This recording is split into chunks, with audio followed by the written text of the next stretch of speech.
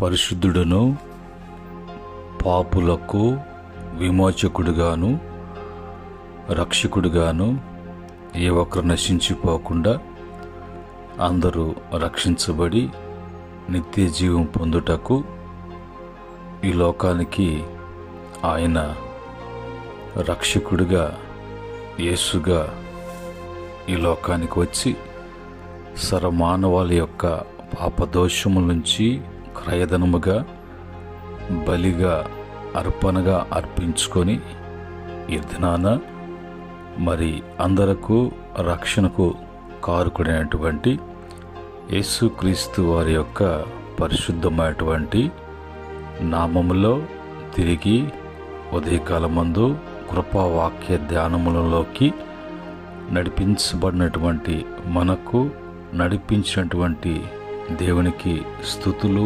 స్తోత్రములు చెల్లిస్తూ ఉన్నాను. అలాగనే ప్రతిరోజు కూడా దేవుని యొక్క వాక్యాన్ని మరి మానక ఆయన వాక్యాన్ని చదవటానికి వినటానికి అన్వయించుకోవటానికి అనుసరించటానికి మనసు ఉన్నటువంటి ప్రతి బిడ్డకు కూడా ప్రభు పేరిట శుభములు ప్రభు పేరిట వందనములు చెల్లిస్తూ ఉన్నాను. ప్రియమైన దేవుని బిడ్డలారా, ఈ దినాన మరి ప్రాముఖ్యమైనటువంటి దినముగా ప్రత్యేక దినముగా యేసుక్రీస్తు వారి యొక్క జన్మ దినముగా మరి క్రీస్తు యొక్క పుట్టుక దిన శుభాకాంక్షలు మీకందరూ కూడా మరి తెలియచేస్తున్నాను. మరి ప్రభు పుట్టుక దినాన ఆయన మన కొరకు మరి చేసినటువంటి గొప్ప మరి రక్షణ గురించి ఈరోజు మనము దేవుని వాక్యం నుంచి కొన్ని విషయాలు మనం తెలుసుకోబోతున్నాం. ఈ సమయంలో వాక్యం చదివి వాక్యాన్ని ప్రార్థనాపూర్వకంగా మరి ధ్యానం చేయటానికి ప్రభు యొక్క సన్నిధిలో పాద సన్నిధిలో సిద్ధపడదాం. ఈ సమయంలో లూకాసు వార్త 2వ అధ్యాయము 11వ వచనములో ఉన్నటువంటి మాటను నేను చదువుతూ ఉన్నాను. దావీదు పట్టణమందు నేడు రక్షకుడు మీ కొరకు పుట్టి ఉన్నాడు, ఈయన ప్రభువైన క్రీస్తు. మా ప్రేమగల పరిశుద్ధుడైనటువంటి ప్రియ తండ్రి, నిశ్చయముగా నాయన మమ్మల్ని ప్రేమించేటువంటి మా ప్రేమికుడా, మా యొక్క నాయన తండ్రి బాధ్యత కలిగినటువంటి మమ్మల్ని గూర్చినటువంటి ప్రభా చింత కలిగినటువంటి మా ప్రభు, మా కొరకు మీరు చేసినటువంటి రక్షణ కార్యాన్ని బట్టి స్తుతిస్తున్నాం. మీ యొక్క ప్రభా రక్షణ కార్యాన్ని మేము ధ్యానం చేస్తున్నాం. దాసును మరుగుపరిచి ప్రభు మీరు మాట్లాడమని, ఈ మాటలకు మరి అనేక మంది ప్రభా మరి బిడలు నీ యొద్దకు రావటానికి ప్రభా మీ ప్రభావం క్రీచేయమని యేసుక్రీస్తు యొక్క పరిశుద్ధమైనటువంటి నామములో అడిగి వేడుకుంటున్నాము తండ్రి, ఆమేన్. ప్రియమైన దేవుని బిడ్డలారా, మరొకసారి మీకందరూ కూడా యేసుక్రీస్తు వారి యొక్క పుట్టుక దిన శుభాకాంక్షలు మీకు తెలియజేస్తున్నాను. ఈ విషు మేరీ హ్యాపీ క్రిస్మస్ మీకు మరి జ్ఞాపకం చేస్తూ ఉన్నాను. ఈ సమయంలో మరి చెప్పబడినటువంటి మాటలను బట్టి యేసుక్రీస్తు వారు ఆయనను గురించి ముందుగానే 400 ప్రవచనాలు చెప్పబడ్డాయి.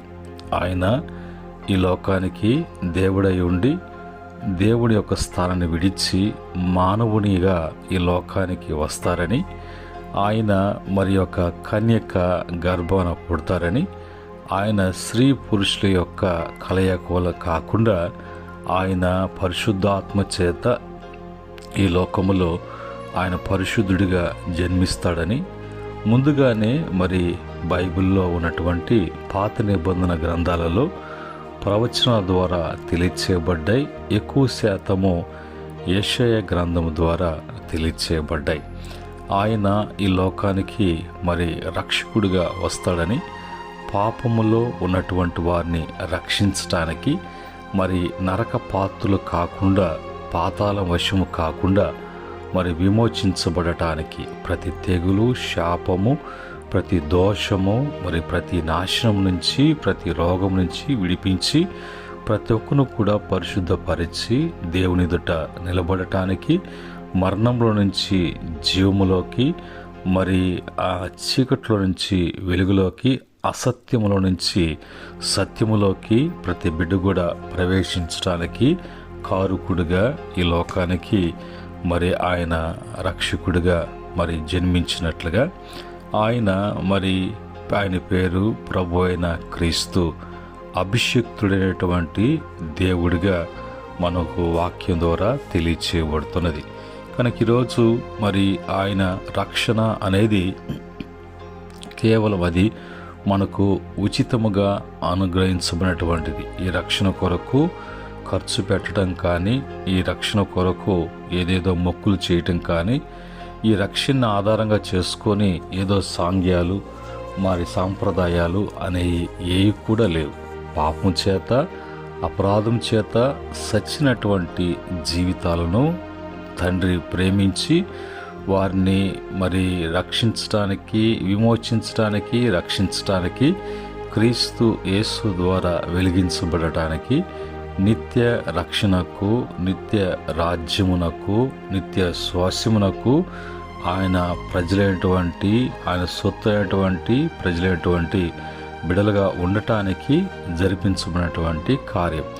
ఈయన ఆది అందు వాక్యముండెను, వాక్యము దేవునిదుండెను, వాక్యము దేవుడే ఉండెను, ఆ వాక్యము శరీరధారిగా కృపా సత్య సంపూర్ణుడుగా ఈ లోకానికి ఆయన ఆ వాక్యానికి శరీరము పేరు యేసు. యేసు అనగా దానికి అర్థము రక్షకుడు అని అర్థం పలుకుతున్నది. ఈరోజు బైబిల్లో నుంచి మరి దైవ గ్రంథములో నుంచి మనం చూసినప్పుడు దేవుని యొక్క మరి వాక్యము ఏమని మాట్లాడుతున్నది, ఆయన గురించి మనకు ఏం తెలియచేస్తున్నది. యెషయా గ్రంథము 43వ అధ్యాయం 3వ వచనములో, పరిశుద్ధ దేవుడైన నేనే నిన్ను రక్షించువాడను అని ప్రభు ముందుగా తెలియచేసినటువంటి మాటలు. రెండవదిగా చూసినప్పుడు యెషయా గ్రంథం 43:11 ప్రకారంగా నేను తప్ప వేరొక రక్షకుడు లేడు. మూడవదిగా యెషయా గ్రంథము 43:12 ప్రకారంగా రక్షించువాడను నేనే అని ప్రభు మళ్ళీ తెలియచేస్తున్నాడు. యెషయా గ్రంథము 45:21 ప్రకారంగా రక్షించువాడు నేనే, నేను తప్ప మరొక దేవుడు లేడు అని ఆయనే స్వయాన పలుకుతున్నట్లుగా, అలాగనే మరి యోనా గ్రంథము 2వ అధ్యాయము 9వ వచనములో ఆయన దగ్గర రక్షణ దొరుకుతుంది. తర్వాత 6వ మాటగా యోహాను సువార్త 4:42 ప్రకారంగా ఆయన నిజముగా లోక రక్షకుడు. 7వదిగా యోహాను సువార్త 12:47 ప్రకారంగా ఆయన లోకమును రక్షించడానికి వచ్చాడు. 7 మరి వచనాల్ని మనం చదువుకున్నాం. అవన్నీ కూడా రక్షకుని గురించి, రక్షకుడు మరి మానవులను రక్షిస్తాడు అని తెలియచేస్తున్నట్లుగా అక్కడ మనకి ఆ యొక్క అర్థభావములు మనకు తెలియచేయబడుతున్నాయి, అర్థం చేసుకోగలం. కనుక ఈరోజు ఆయన మనకు ఎవరు అంటే రక్షకుడు. కనుక ఈరోజు ఆ రక్షణ ఇవ్వటానికి, రక్షించడానికి మరి ఎవరు ఆ యొక్క రక్షణకు, ఎవరు రక్షించబడతారు, ఎవరిని దేవుడు రక్షణలోకి తీసుకుని వస్తారు, ఒకరు రక్షించబడాలంటే ఏం చేయాలి, మరి ప్రభు యొక్క రక్షణ ఎవరికి ఉంటుంది, మరి ప్రభు వలన రక్షించబడినటువంటి వారు ఏం చేయాలి అనే మాటలను దేవుని యొక్క మరి పరిశుద్ధమైనటువంటి బైబిల్ నుంచి కొన్ని విషయాలు. మొదటిగా ఎవరికి మరి దేవుని యొక్క రక్షణ కాపుదల అనేది ఉంటుంది అనేది మనము లేఖనములకు వెళ్ళి పరిశీలన చేసినప్పుడు మనకు తెలియపరుస్తున్నటువంటి వచనాలను మనం చూద్దాం. ఇక్కడ మార్కు సువార్త 16:16 ప్రకారంగా ఎవరికి దేవుని యొక్క కాపుదల రక్షణ ఇస్తాడు అంటే నమ్మి బాప్తిసం పొందినటువంటి వారందరూ కూడా రక్షించబడతారు. నమ్మటానికి వారికి శుభవర్తమానము మరి శుభ వచనములు వాళ్లకు దేవుని వాక్యం ద్వారా తెలియచేయబడుతున్నప్పుడు అవి విని విశ్వసించినప్పుడు వారికి నమ్మకం కలుగుతుంది. ఆ నమ్మకాన్ని బట్టి దేవుని యొద్దకు వచ్చి వారి యొక్క తప్పును పాపాలను తెలుసుకొని ఒప్పుకొని విడిచిపెట్టినప్పుడు వారు ఆ దేవుడు చెప్పినటువంటి క్రమంలో బాప్తిస్మ అనుభవంలోకి వచ్చిన ప్రతి బిడ్డ కూడా వారు రక్షణ పొందుతారు. వాళ్ళు రక్షణ అనుగ్రహించబడుతుంది. వాళ్లకు దేవుని యొక్క రక్షణ భద్రతలో కాపుదలలో వాళ్ళు ఉంటారు. రెండవదిగా మరి దేవుని యొక్క రక్షణ ఎవరికి ఇస్తాడు? కీర్తన 34వ కీర్తన 18వ చరణంలో నలిగిన మనసు గలవారికి దేవుని యొక్క రక్షణ. ఏంటి నలిగిన మనసు అని చూసినప్పుడు మరి ఒక వ్యక్తి తప్పు చేసినప్పుడు తన యొక్క పొరపాట్లను బట్టి అతను పశ్చాత్తాపడినప్పుడు దానికి ప్రాయశ్చిత్తముగా తిరిగి విమోచన కొరకు తన విడుదల కొరకు ఎప్పుడైతే ఆ యొక్క నలిగినటువంటి హృదయముగా విరిగి నలిగినటువంటి హృదయముగా పశ్చాత్తాపముతో కూడినటువంటి భావనతో దేవుని వైపు చూడటం రావటం అని జరిగినప్పుడు వారికి దేవుడు వాటన్నిటి నుంచి విడిపించి ఆయన రక్షణలో భద్రపరిచేటువంటి దేవుడిగా మన రక్షకుడు ఉన్నాడు. మూడవదిగా చూసినప్పుడు హెబ్రీ పత్రిక 5:10 ప్రకారంగా విధేయులుగా ఉన్నవారికి రక్షణ.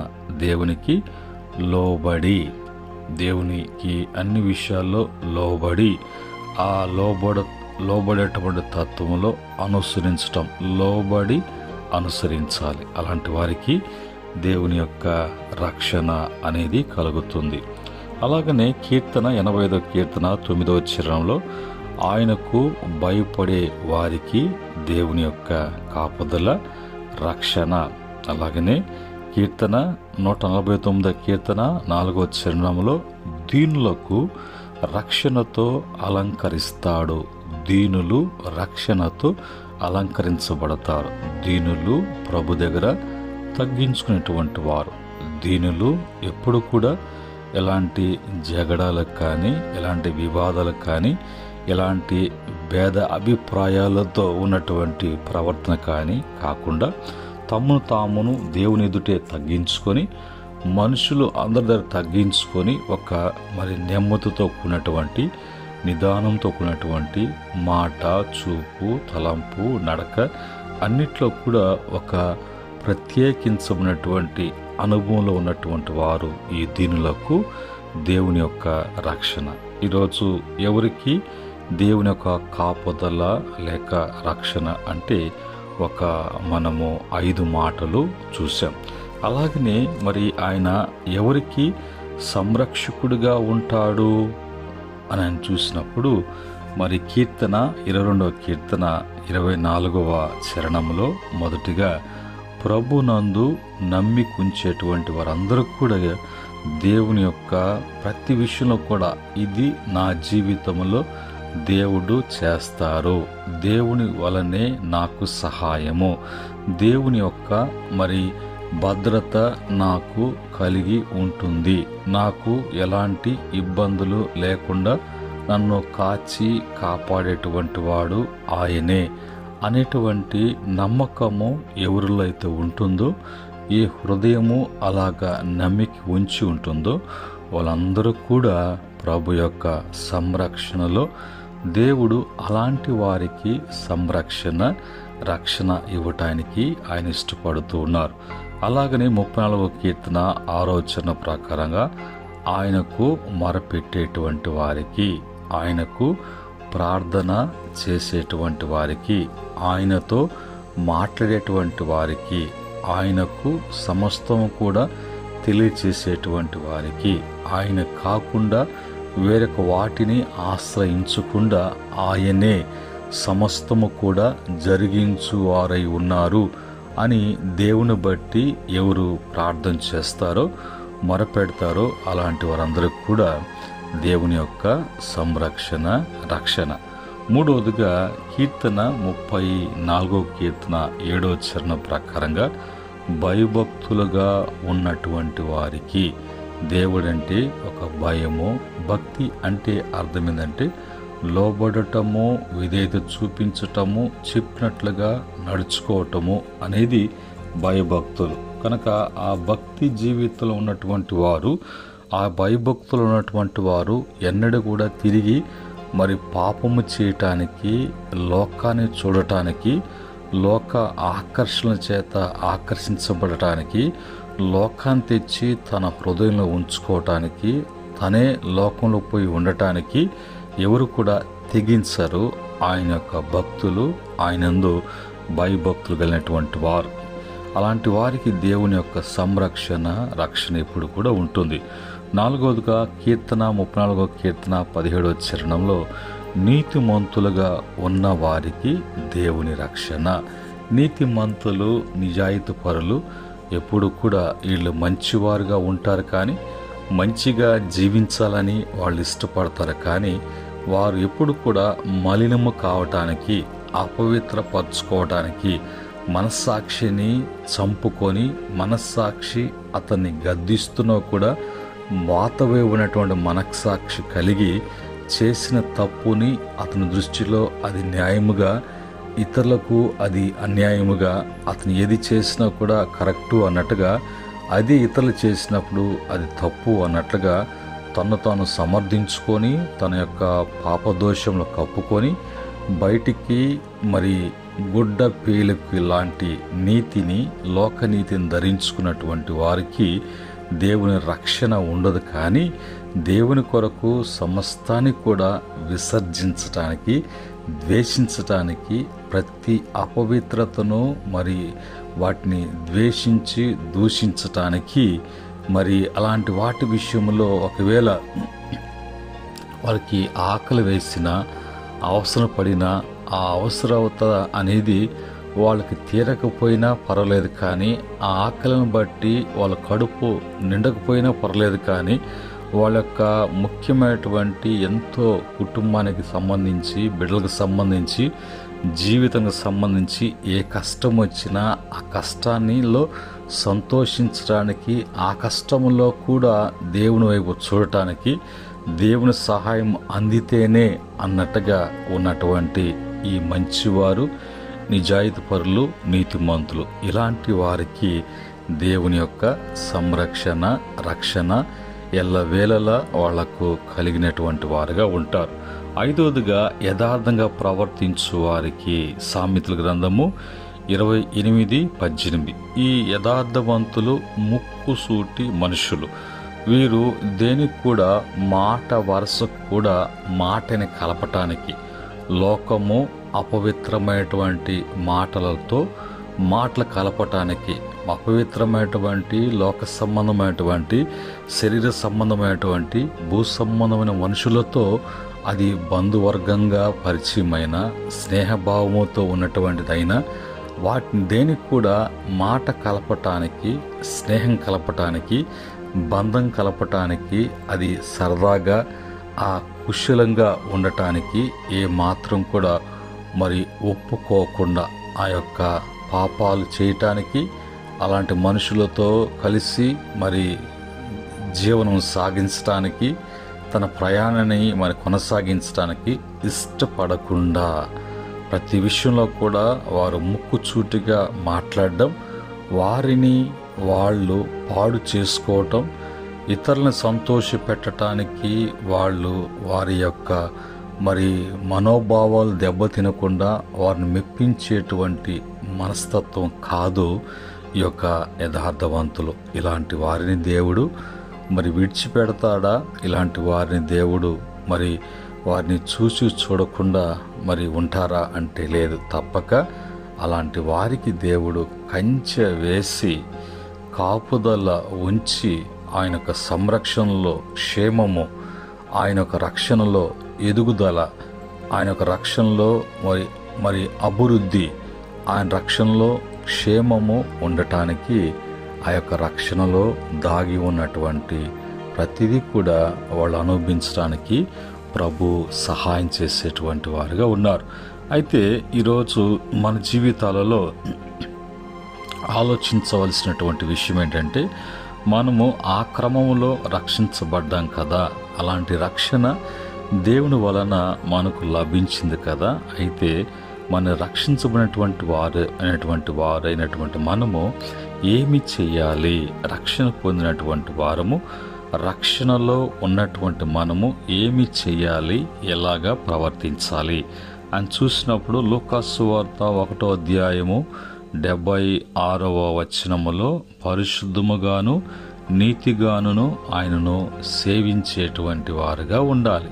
ఎప్పుడు కూడా ఆయన బిడ్డలు ఆయన సేవించటం, పూజించటం, ఘనపరచటం, హెచ్చించటం, ఆయనను అనేక మందికి తెలియపరచటం, అనేక మంది మనం పొందినటువంటి రక్షణ, ఆ రక్షణలో ఉన్నటువంటి ఆనందము, ఆ రక్షణలో ఉన్నటువంటి నెమ్మది, సమాధానము, సంతోషము, ఆ రక్షణలో ఉన్నటువంటి క్షేమము ఇతరులకి మనము మరి కనపరచాలి అంటే మనము ఆయన సేవించేటువంటి క్రమం, ఆయన ఆరాధించేటువంటి క్రమం, ఆయన పూజించేటువంటి క్రమం, ఆయన గొప్ప చేసేటువంటి క్రమము అనేది మనకు తెలిసి ఉండాలి. అలా తెలుసుకున్నటువంటి మనము ఇతరులకి ఆయనను తెలియపరిచేటువంటి ఆయన బిడ్డలుగా మనం జీవించాలి, రక్షణ పొందినటువంటి మనం. రెండవదిగా మరి మొదటి దినవృత్తాంత గ్రంథాలు 16వ అధ్యాయము 23వ మరి వచనములో అనుదినము ఆయన రక్షణను ప్రకటించాలి. నువ్వు రక్షించబడినటువంటి నీ సాక్ష్య జీవితాన్ని, నువ్వు రక్షణలో ఉన్నటువంటి నీ యొక్క జీవితాన్ని అనేక మందికి ప్రకటించేటువంటి వారుగా, చాటించేటువంటి వారుగా, ఒక సాక్షిగా మనము ఈ లోకములో ప్రభు కొరకు నిలిచినటువంటి వారంగా ఉండాలి. మూడవదిగా మరి కీర్తన 25:5 ప్రకారంగా దినమెల్లా ప్రభు కొరకు కనిపెట్టాలి. ఎప్పుడు కూడా తెగించి మరి తొందరపాటుతో, మరి దురాభిప్రాయముతో, దురాశతో, మరి కొన్ని ఒత్తిళ్ళు వస్తుంటాయి, కొన్ని ఆకర్షణలు ఆకర్షిస్తూ ఉంటాయి. కొన్ని సందర్భాలలో మతి తప్పినటువంటి వారిగా, మతి చెలించినటువంటి వారుగా ఉన్నటువంటి వారు వారి జీవితాలలో మరి తొందరపడి చేసేస్తారు, చేయకూడనటువంటి చేసేస్తారు, మాట్లాడకూడనటువంటి వాటిని మాట్లాడేస్తారు, జరిగించకూడదు అన్న వాటిని జరిగిస్తారు. అయంత కూడా వారి యొక్క మరి తొందరపాటు వారి జీవితంలో ఒక ఓర్పు, సహనము, నిరీక్షణ అనేది వాళ్ళు కోల్పోయినప్పుడు, ఆ యొక్క సహనము లేనప్పుడు కనిపెట్టాలి, కనిపెట్టబడాలి అనేది కాకుండా తొందరపడతారు. అయితే రక్షించబడినటువంటి మన జీవితాలలో దినమెల్లా ప్రభు కొరకు కనిపెట్టాలి. ఆయన ఇస్తే మనం తినాలి, ఆయన చేస్తే, ఆయన చేయిస్తే, జరిగిస్తే, నడిపిస్తే, ఆయన మరి ప్రతిదీ కూడా ఆయన వృద్ధిపరిస్తే, క్షేమమిస్తే అన్నట్లుగా ప్రభు అన్నప్పుడు ఇంకా బాధ్యత ఆయనది, భారము ఆయనది.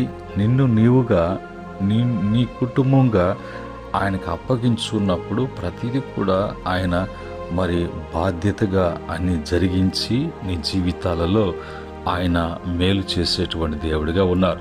అలాగనే నాలుగవదిగా మత్తయి సువార్త 10:22 ప్రకారంగా అంతము వరకు ఏది వచ్చినా, ఎలాంటివి కలిగినా అవి మంచి అయి ఉండొచ్చు మన జీవితంలో, అవి చెడుగా మనల్ని ఇబ్బంది పెట్టించవచ్చు. అయితే మనము సహించేటువంటి వారముగా, భరించేటువంటి వారంగా, దాని విషయంలో మనం ఎప్పుడు కూడా కలత చెందకుండా, దాని విషయంలో ఎప్పుడు కూడా తొందరపడకుండా ఆ యొక్క విషయంలో సహిస్తూ ప్రభు యొక్క రక్షణలో నిలిచినటువంటి వారముగా ఉండాలి. కనుక కొంతమంది అలా కాకుండా ఆ సహించటము, ఆ సహనము వాళ్ళు కోల్పోయినటువంటి వారుగా ఉంటారు. వారు వెంటనే వారు ఆ విషయాల్లో రియాక్ట్ అయిపోతారు. అలాంటిది ఎప్పుడు కూడా రక్షించబడినటువంటి దేవుని బిడ్డలలో అలాంటివి జరగకూడదు. 5వదిగా కీర్తన 20వ కీర్తన 5వ చరణంలో జయోత్సాహము చేయాలి. ప్రభు మనకు మరణములోంచి తప్పించాడు కదా, మరణపు ముళ్ళు విరిచాడు కదా, పాపదోషం అపరాధములను బట్టి ఏ దోషము కీడు తెగులు అనేది లేకుండా చేశారు కదా, ప్రతి శిక్ష ఆయన దేహం మీద ఆయన అనుభవించాడు కదా, మోపబడింది కదా, భరించాడు కదా, మరణం చెందాడు కదా, నీకు జీవాన్ని ఇచ్చాడు కదా, అందును బట్టి జయోత్సాహము ప్రభుకు చేసేటువంటి వారంగా ఉండాలి. 6వదిగా మరి కీర్తన 35వ కీర్తన 9వ చరణంలో ఎప్పుడు కూడా సంతోషించాలి, ప్రతి విషయానికి సంతోషించాలి. ఎందుకంటే ప్రభు సమస్తము మేలు కొరకై నీకు సమకూర్చినటువంటి దేవుడిగా ఉన్నాడు కాబట్టి నీకు ఆయన కీడు తలపెట్టేటువంటి దేవుడు కాదు. కీడులోకి వెళ్ళకుండా, పాపము మళ్ళీ మళ్ళీ చేయకుండా, ఎక్కడ కూడా అపవిత్రత అనేది కలగకుండా ఆయన నిన్ను నిత్యము ఆయన నిన్ను భద్రపరుస్తూ ఉన్నాడు కాబట్టి, హెచ్చరిస్తూ ఉన్నాడు కాబట్టి, గద్దిస్తూ ఉన్నాడు కాబట్టి, క్రమపరుస్తూ ఉన్నాడు కాబట్టి నీవు ప్రభును బట్టి సంతోషించాలి. చివరిగా 7వదిగా మనము కీర్తన 96వ కీర్తన 2వ చరణంలో ప్రభు యొక్క రక్షణ సువార్తను మనం ప్రకటించాలి. మన యొక్క రక్షణ పొందినటువంటి మనము మన యొక్క జీవితాలు అది సువార్త రూపములో శుభవర్తమానముగా అనేక మందికి తెలియచేసేటువంటి వారుగా ఉండాలి.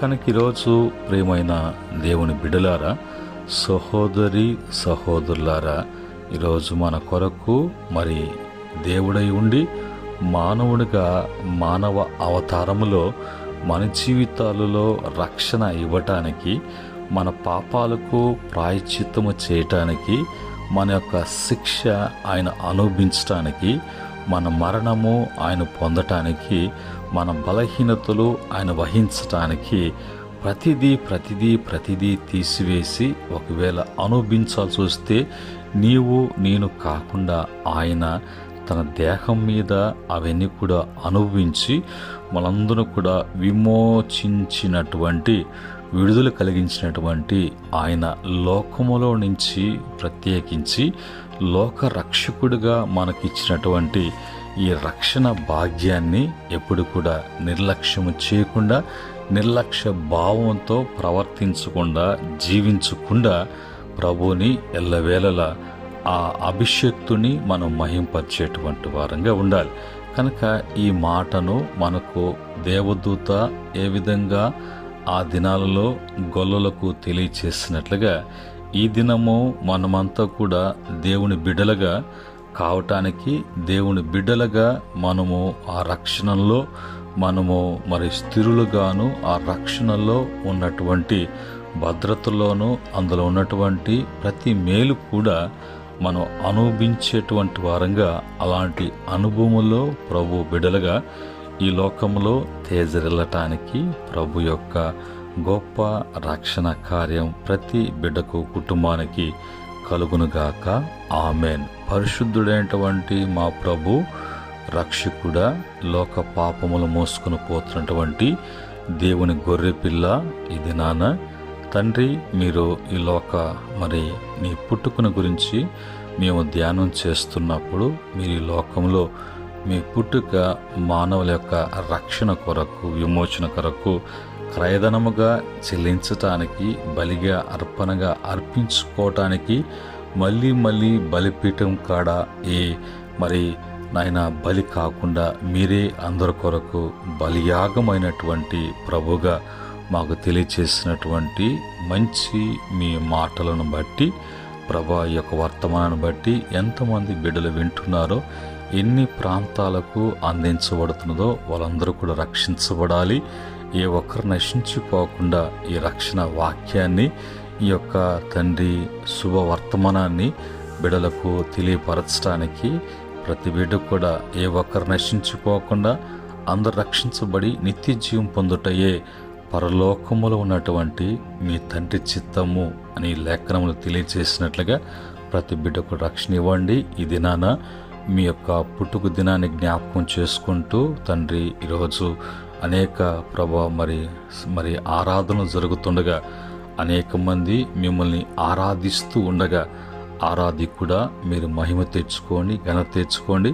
ఏ ఒక్కరు కూడా పండగ ఆచారాలు, పండగ ఆడంబరాలను బట్టి తమను తాము అపవిత్రపరచుకోకుండా ఆ యొక్క సాంగ్యాలు సాంప్రదాయాలను బట్టి వారి యొక్క మనసులను, వాళ్ళ యొక్క జీవితాలను, కుటుంబాలను అల్లకొల్లము చేసుకోకుండా ఈరోజు మీ యొక్క పుట్టుక దినాన్ని వాళ్ళకి రక్షణకరముగా, రక్షణలో ఆనందము, సంతోషము, జయోత్సాహము చేస్తూ మిమ్మల్ని మందిరాలలోనూ, కుటుంబాలలోనూ, ప్రాంతాలలోనూ క్రైస్ట్ మాస్గా, క్రీస్తు ఆరాధికులుగా ప్రతి బిడ్డని చేయమని యేసుక్రీస్తు యొక్క పరిశుద్ధమైనటువంటి నామములో అడిగి వేడుకుంటున్నాము తండ్రి.